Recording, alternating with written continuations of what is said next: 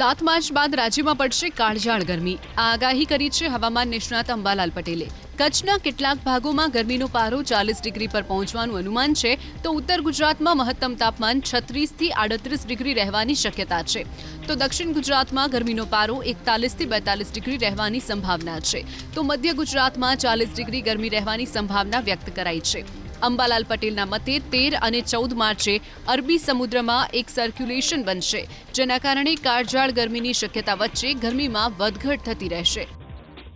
અરબી સમુદ્રમાં તારીખ 13-14 એક સર્ક્યુલેશન બનશે, એટલે તારીખ 7-8 માર્ચથી ગરમી વધશે, જેમાં ઉત્તર ગુજરાતના ભાગોમાં મહત્તમ તાપમાન લગભગ 37 થી 38 ડિગ્રી સેલ્સિયસ જેવું થવાની શક્યતા રહેશે.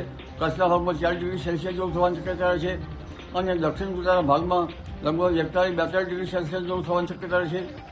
મધ્ય ગુજરાતના વડોદરા વગેરે ભાગોમાં 40-41 ડિગ્રી સેલ્સિયસ જેવું થવાની શક્યતા રહેશે.